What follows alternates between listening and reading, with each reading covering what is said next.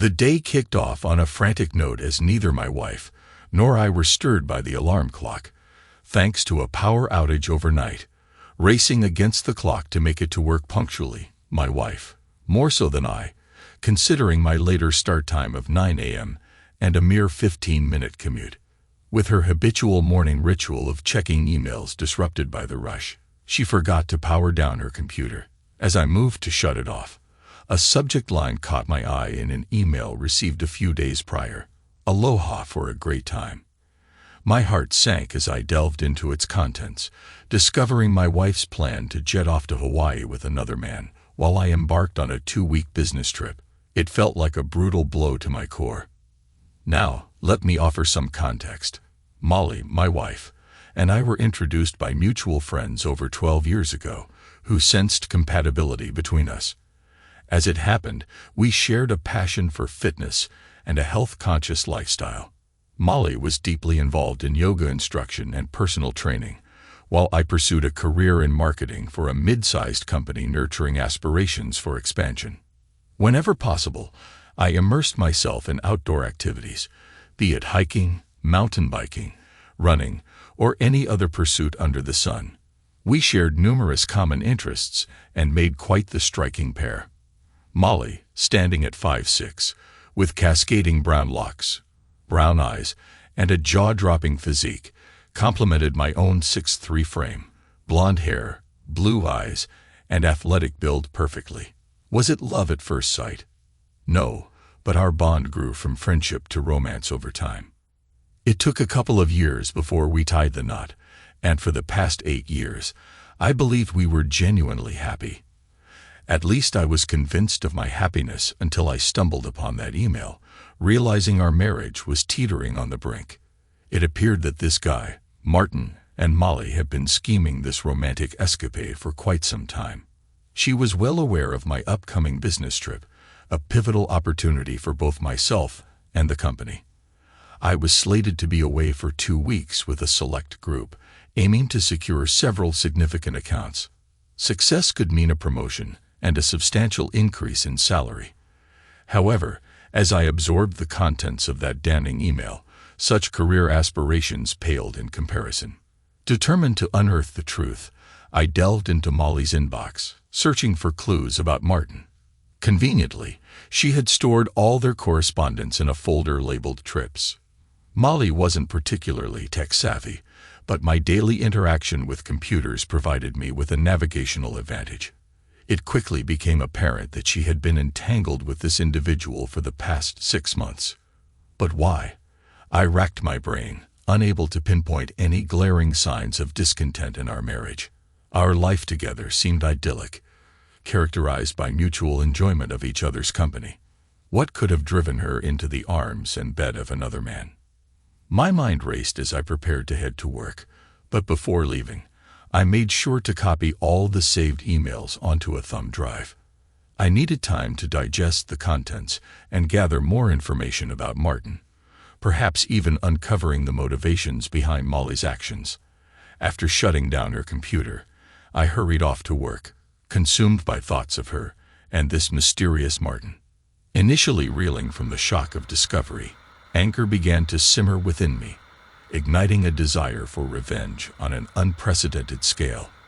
I've never been one for violence or vendettas, but this betrayal cut deeper than I could bear.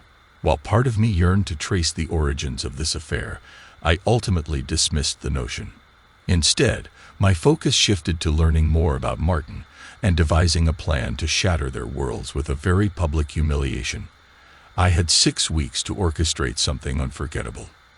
Upon arriving at work, I shut myself in my office and let my mind churn. What I needed was not just information on Martin, but also the intricate details of their impending trip. Gradually, an audacious idea began to take shape, a plan to sabotage their journey before it even began, exposing their affair in a manner that would leave Molly unable to deny it. It was risky, but the thought of her facing the consequences of her actions spurred me on. As the day progressed, I managed to squeeze in some actual work amidst my incessant contemplation of the plan brewing in my mind. When it came time to leave, I lingered in my office for over an hour, meticulously outlining the necessary steps and potential risks involved. I knew that if things went awry or my involvement was exposed, it could spell jail time. Yet I was willing to shoulder that risk for the sake of justice. To gather more intel on Martin, accessing Molly's email and computer was imperative. Initially, I considered downloading software to crack her passwords, but swiftly abandoned the idea. Leaving behind any digital trace was too risky. If an investigation were to ensue, I couldn't afford for my involvement to be uncovered. Thus, I resolved to acquire the information in a manner that couldn't be traced back to me. Over the next few days, I took precautionary measures. I purchased disposable cell phones from various stores located miles outside of town, paying in cash. Additionally, I invested in a small laptop for anonymous use at locations with free Wi-Fi, ensuring my activities remained unconnected to both work and home. Equally, I procured wireless video cameras and bugs to discreetly place around the house, hoping to capture any incriminating conversations between Molly and her paramour. The thought of them engaging in extramarital activities chilled me to the bone, but it was a necessary risk in gathering vital information for my plan to unfold. As time elapsed, I made a conscious effort to maintain an appearance of normalcy around my wife, ensuring she remained unaware of my suspicions regarding her affair. It was challenging, but gradually it became second nature to smile affectionately at her, all the while seething with resentment at the thought of her with another man. Perhaps I missed my true calling as an actor. During this period, I took precautions to ensure my actions couldn't be traced back to me. Using one of the disposable phones I'd acquired, I reached out to old friends. My first call was to Will, a college buddy with whom I hadn't spoken in over 14 years. "Will, it's Thomas. How've you been, man?" Initially, Will struggled to place me, but after some reminiscing about our college escapades, recognition dawned. "Hey, Thomas. Yeah, those were the days, my friend. So, what's been happening in your world?" After giving him a brief update on my life post-college, I broached the reason for my call cautiously, opting to discuss it in person. "Listen, I need some help, and I was hoping we could meet for lunch to talk about it. What do you say?" There was a moment of hesitation before Will responded. "Yeah, sure, anything for an old college buddy." We arranged to meet at a location far from my workplace, but conveniently close to his in a few days' time. My hopes rested heavily on his assistance, aware that time was slipping away and I had no other viable options. Meanwhile, I strategically positioned cameras and bugs in our bedroom and living room, anticipating those areas to be prime spots for their conversations and activities. During the first week of surveillance, there was nothing of note, leading me to speculate whether she was rendezvousing with Martin elsewhere, deeming it too risky to return home. However, the following week revealed a chilling scene, my wife and Martin indulging in each other's company for over 2 hours in her own home. It sickened me to witness, yet I persevered, hoping to glean any useful information they might unwittingly reveal. Yet their conversation yielded nothing substantial. Upon checking the cameras the next week, I discovered that they had returned once more. However, this time, it wasn't for intimate liaisons, but rather to discuss their forthcoming trip. Finally, I obtained the crucial details I sought: flight number and departure time. As I listened, the excitement in my wife's voice grated on my nerves, fueling a rage that surpassed any I had ever known. While thoughts of violence briefly crossed my mind, I swiftly dismissed them. Instead, I desired a more enduring form of punishment, a lifetime of misery for both of them. In my darkest fantasies, I envisioned confronting my soon-to-be ex-wife on her deathbed decades from now, relishing the opportunity to reveal how I had sabotaged her dream trip to Hawaii. I pictured the shock and despair in her eyes as I delivered the final blow before walking away, leaving her to contemplate the ruin I had wrought upon her life. This revenge would be my legacy, haunting them until their dying breaths.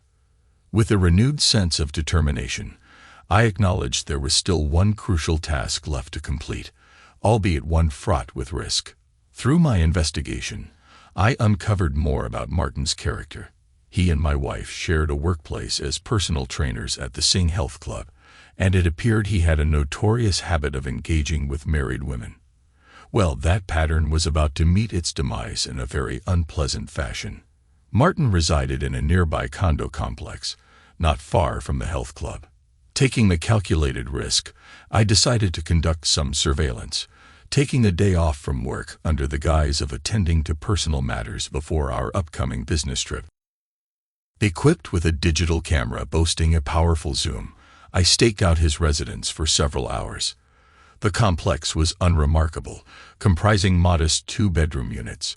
It seemed his neighbors were absent during the day, and there were no surveillance cameras in sight.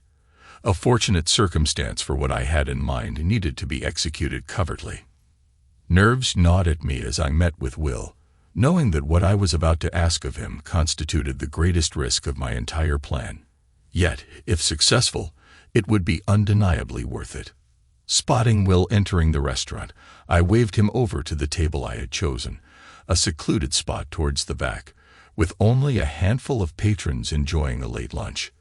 "Long time no see, bro," Will greeted me as he approached. "So what's the occasion for this meeting?" Time had evidently taken its toll on Will, his appearance resembling that of an extra from The Walking Dead. I wasted no time, eager to broach the subject at hand. If Will couldn't provide the assistance I needed, I would have to seek alternative avenues for obtaining what was required.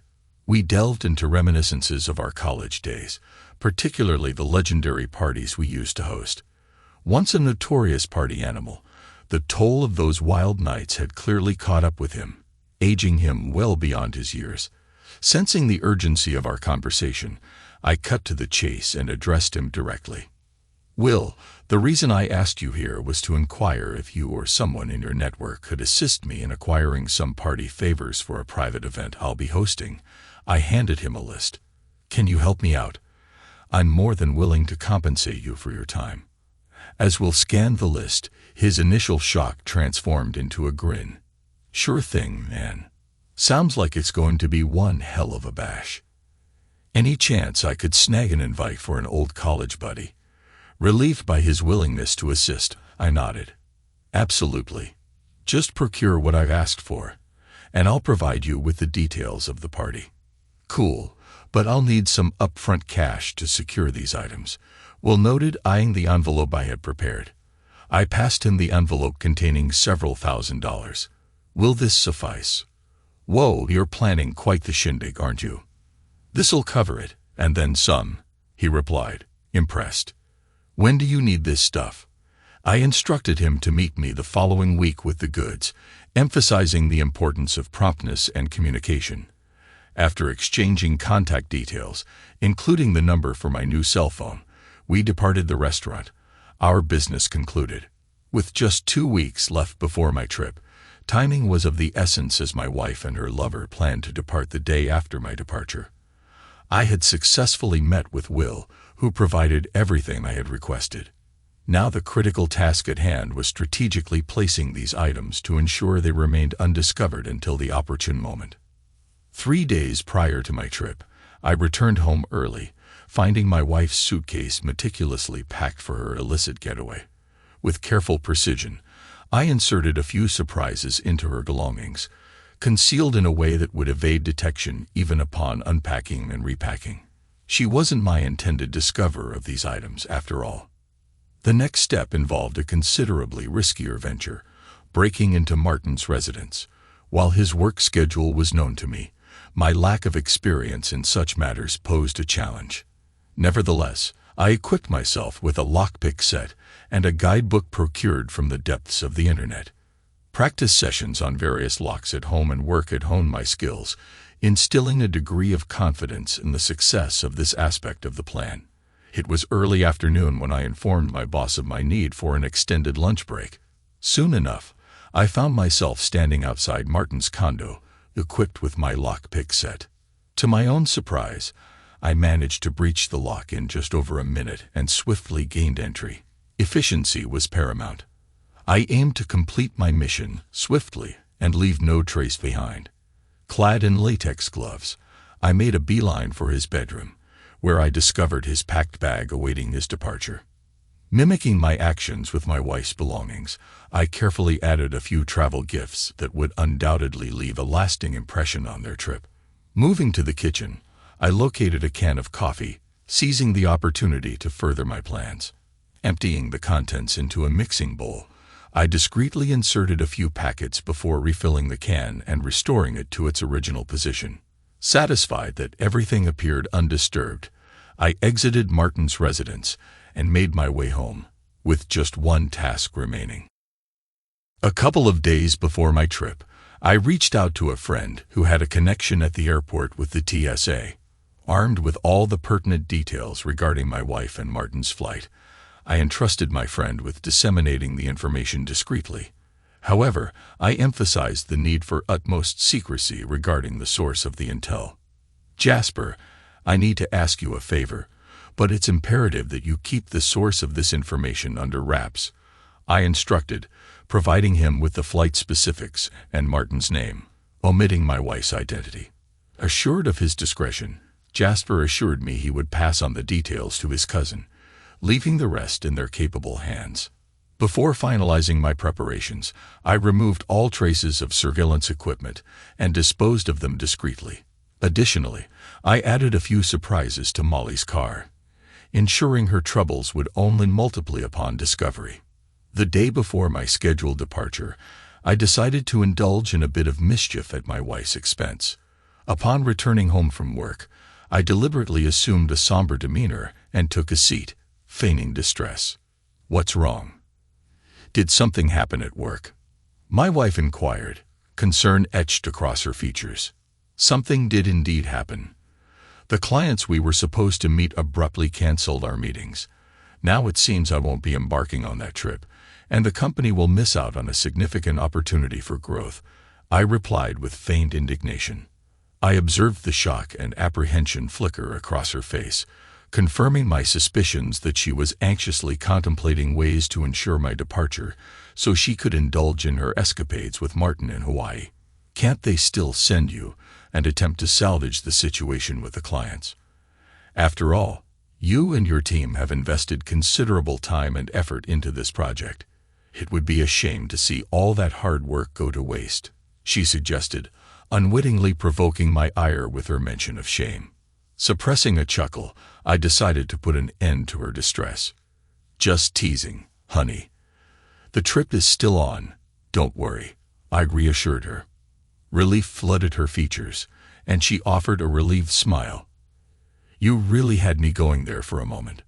So, are you all packed?"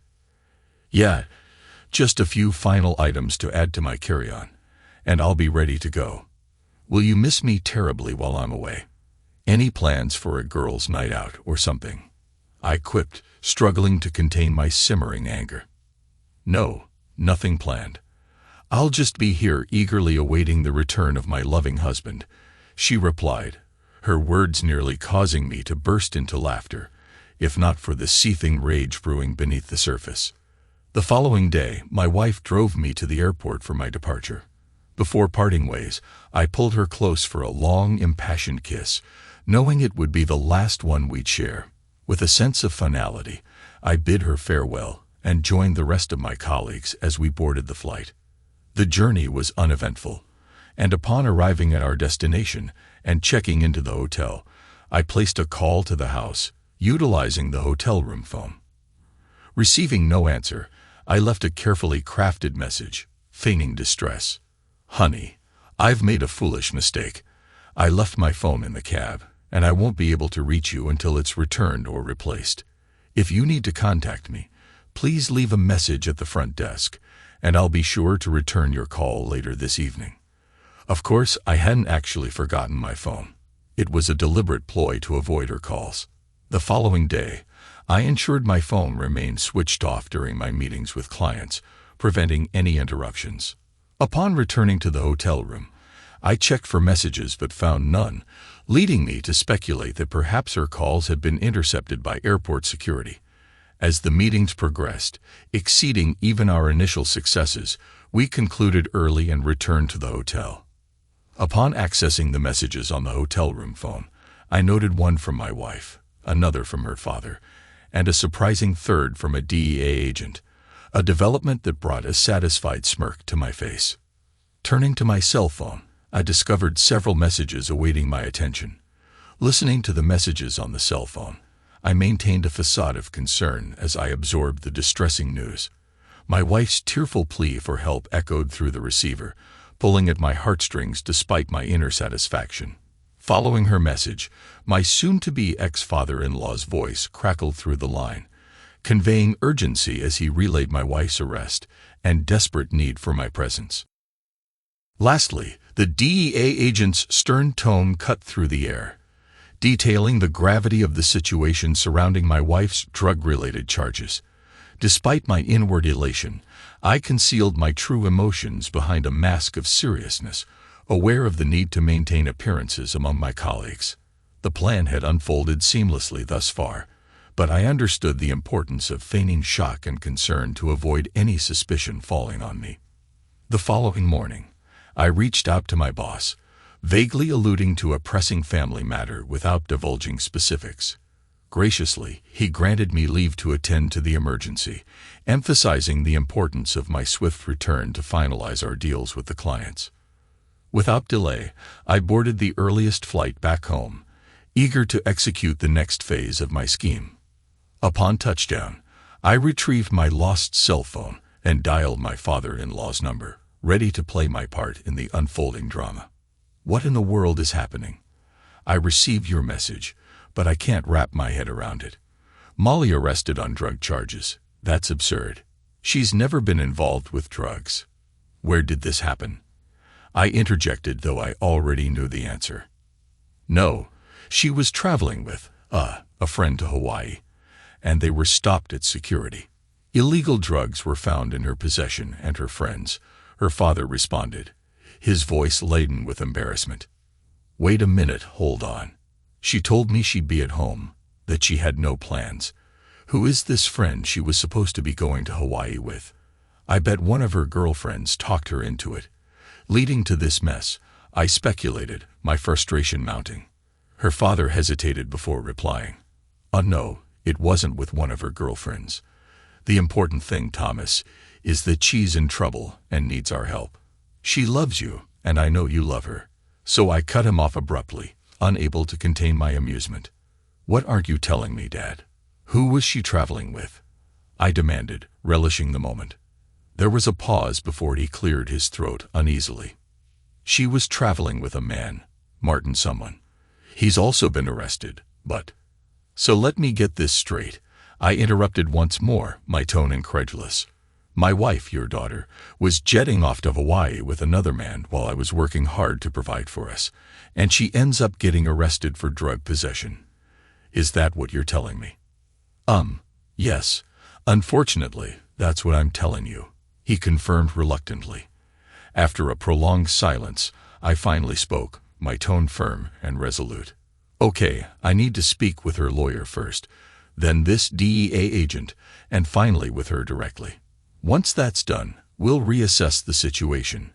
But she had better have a damn good explanation for why she was planning to fly to Hawaii with another man and why drugs were involved. Without waiting for a response, I ended the call abruptly. Upon arriving home, I discovered a barrage of messages awaiting my attention. Listening to each one in turn, I noted the expected message about my misplaced cell phone, followed by a series from Molly pleading for contact while I was away on my business trip. Numerous messages from her father and her lawyer also demanded my immediate attention. I promptly reached out to the lawyer, scheduling an appointment for the following morning, and then contacted DEA agent DeFranco, agreeing to meet him at his downtown office later that afternoon.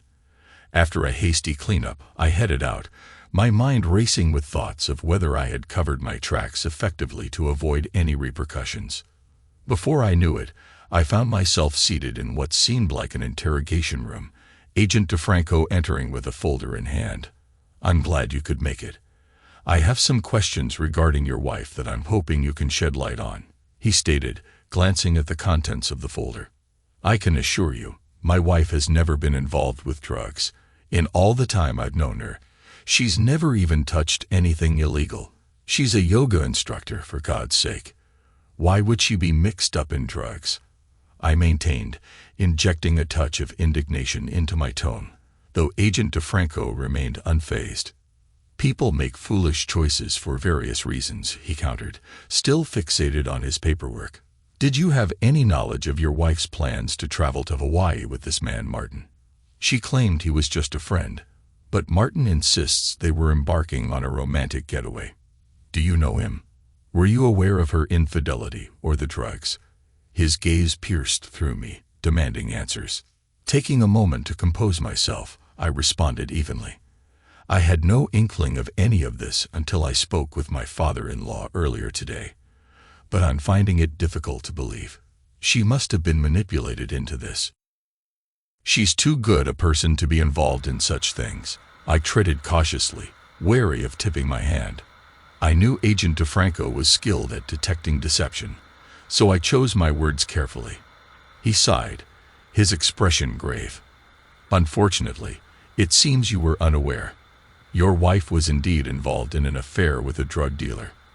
We've already conducted a search of his premises, uncovering further evidence, and soon we'll be executing a search of your residence as well. You can choose to cooperate and grant us access, or we'll obtain a warrant. Either way, we'll be conducting the search shortly. Despite the advice her lawyer would likely have given against it, I agreed to the search of our home. It seemed a strategic move for self-preservation, showcasing my transparency and lack of intent to conceal anything. Soon, the house was swarmed with DEA and FBI agents, along with a couple of their canine companions, meticulously combing through our belongings. They confiscated a few items, including pill containers from the medicine cabinet. The following day, during my meeting with Molly's lawyer, I recounted my encounter with DeFranco and the subsequent search. His reaction was less than pleased. If you're approached by any law enforcement officials again, I must insist on being present before you provide any answers. Is that clear? He instructed firmly, to which I silently acquiesced. Growing increasingly frustrated, I asserted, let me make one thing abundantly clear. I demand to know every detail leading up to my wife's arrest. All I've gathered so far is that she was on the brink of boarding a flight to Hawaii with this man Martin. If either you or she expects my assistance, someone better start divulging how this situation unfolded. Do I make myself clear? His response was evasive. You're aware I can't discuss your wife's case with you. With that, I abruptly exited the room. Later, I visited the jail where Molly was being held, requesting to see her. In a room filled with several other inmates meeting with family or lawyers at round metal tables, bolted to the floor, I observed her arrival. Clad in an orange prison jumpsuit, devoid of makeup, and with her hair hastily pulled back into a disheveled ponytail, she appeared utterly worn out, as if she hadn't slept in days. I'm so glad you're here, baby, she cried as I approached. I was about to embrace her when a guard intervened, prohibiting any physical contact. Her tears flowed even more freely at this restriction. It's okay, we'll sort this mess out, I reassured her stoically. But right now, I need to hear your side of the story. How did you end up on the verge of flying off to Hawaii with this guy? She continued to sob. Thomas, I'm so sorry. I'm so sorry. So it's true, I stated flatly. You were having an affair with this guy, Martin, this drug dealer. How could you? Weren't you happy with me? Don't you love me? I just don't understand. You and him, coupled with the drugs, what were you thinking? I waited, knowing she didn't have an answer. Please believe me when I say I've always loved you, she pleaded desperately. I regarded her silently for a long moment before responding. I might have considered forgiveness, but you shattered my heart into a million pieces. There's no forgiveness left for you. When I leave here, I'll be contacting a divorce lawyer. All the locks on the house will be changed, and your belongings will be sent to your parents' place. You're no longer part of my life. I want nothing to do with you, and tell your lawyer not to use me as a character witness, because I'll have nothing positive to say about you. Goodbye, Molly. I hope things work out for you. Despite her protests and pleas, I turned and walked away. I didn't waste any time. Straight after leaving the jail, I headed home and began packing up Molly's belongings. The next day, I arranged for all the locks to be changed, ensuring she couldn't enter the house again. I also set up an appointment with a security company to install a top-of-the-line system the following week. Within days, most of her things were boxed up, ready to be sent to her parents' house. Despite Molly's persistent attempts to reach out and talk, I ignored her calls. As far as I was concerned, she could go to hell. Once things settled at home, I returned to work, and to my satisfaction, we successfully signed the major clients we'd been chasing. Soon after, I was promoted with a corresponding raise in pay. Divorcing Molly turned out to be relatively straightforward, with a fair 50-50 split, and no alimony, with her being responsible for covering her legal fees stemming from the drug arrest. She continued trying to contact me, but I preferred to keep my distance. In court, the evidence against Molly was so overwhelming that her lawyer advised her to accept a plea deal for a shorter sentence. She wasn't pleased, to say the least. Martin, on the other hand, fought vigorously to prove his innocence, but was ultimately sentenced to 15 years. Molly received a 5-year sentence, marking the end of a tumultuous chapter in my life. On the day of Molly's sentencing, she requested one final meeting with me before beginning her time behind bars. Despite my reservations, I agreed, and we met at her lawyer's office an hour before her court appearance. Molly's eyes were swollen from crying as she looked at me, her voice quivering with emotion. "Thomas, I just need you to know that Martin meant nothing to me. It was always you that I loved and will continue to love. I'm so sorry for hurting you like this. It was never my intention. I hope one day you can find it in your heart to forgive me." Listening to her plea, my heart ached with sadness and frustration. "Molly, I need to understand why. Was it boredom? Did I fail to satisfy you in bed? Or was it the outlier of forbidden excitement? What drove you to destroy our marriage like this?" My voice carried the weight of disappointment. She paused, struggling to find the words. "I honestly don't know. Maybe it was the thrill of doing something wrong, but I've always loved you. Clearly, your love wasn't enough to prevent this betrayal," I replied, my tone heavy with disillusionment. "I hope this is the last time I have to confront you, and I never want to see or hear from you again. Use your time in prison to reflect on the consequences of seeking excitement at the expense of everything we had. I imagine you'll find plenty of excitement behind bars, especially once those inmates catch sight of you." My words were laced with a bitter edge, and Molly's tears took on a new quality tinged with fear. In the years that followed, the company experienced significant growth, and I steadily climbed the corporate ladder to a VP position. When the opportunity arose to lead our New York office, I embraced it eagerly, bidding farewell to my old life and relocating to Manhattan. Selling my house, I settled into an apartment in the city. Throughout these years, Molly's attempts at contact persisted, marked by occasional letters that I promptly returned unopened. I was resolute in my decision to leave that chapter of my life behind and forge ahead. 7 years had passed, and life in New York treated me well. Content with my single status, I enjoyed the company of different women, rotating through brief relationships without any intention of settling down. One day, while seated in my office, a call came through from the lobby, informing me that a woman named Molly was waiting to speak with me. I instructed my assistant, Mary, to have Molly escorted up while discreetly arranging for security to stand by. Handing Mary a note, I requested her to call me shortly after Molly's arrival. A few moments later, Molly entered my office, but she was a shadow of her former self. The passing years had etched lines on her face, and her once vibrant aura seemed dimmed. Her appearance was tired, and her attire, though elegant, hinted at a bygone era. I regarded her with a detached gaze, devoid of any emotional response. "What do you want, Molly?" "Thomas, I need to explain. I had no knowledge of the drugs found in my bags. Martin must have planted them without my awareness. I'm not involved in drugs. You have to believe me, she pleaded. Molly, you shattered our marriage for a fleeting affair, deceiving me all along. Why should I trust you now? What drives you to seek me out and spin another falsehood? I questioned, my tone tinged with skepticism. You don't understand. I still love you. I want us to be together again, she implored, her voice cracking with emotion. Before she could continue, the phone on my desk rang, and I put it on speaker. Yes, Mary, what is it? Leona called to confirm that you should get 4 tickets for the opening, as her parents are coming into town and want to meet you, Mary informed me. Let her know I'll buy 4 tickets. Also find out where her parents are staying. I'd like to send her mother a dozen roses, I instructed, concluding the call and turning back to Molly. You were saying, Molly's eyes welled up with tears. Who's Leona? Just someone I've been seeing, but that's beside the point.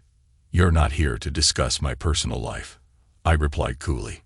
You mentioned you still love me. I appreciate the sentiment, but let me make this clear. I no longer have any feelings for you. That ship sailed the day I learned about your arrest and your plans with Martin. Your betrayal ended any love I had for you. Now please leave and don't come back. Do you understand? But I swear I had nothing to do with those drugs. I was set up. Martin must have. I interrupted her by slamming my hand on the desk. Molly, stop lying. You cheated on me, and you're still lying to my face. I don't believe you, and I don't want to hear any more excuses. It's time for you to go, and I've instructed security to ensure you don't come back. Do you understand? I demanded sternly. She nodded silently, tears streaming down her face. I escorted her to the door where the security guards were waiting to escort her out of the building. Once she was gone, Mary entered the room. What was that all about? Just bidding farewell and wishing her a good time, I replied with a wry smile. Thanks to everyone who took the time to listen to today's stories. If you enjoyed it, please consider liking and subscribing if you haven't already. Feel free to share your thoughts on the events in the comments below. Take care.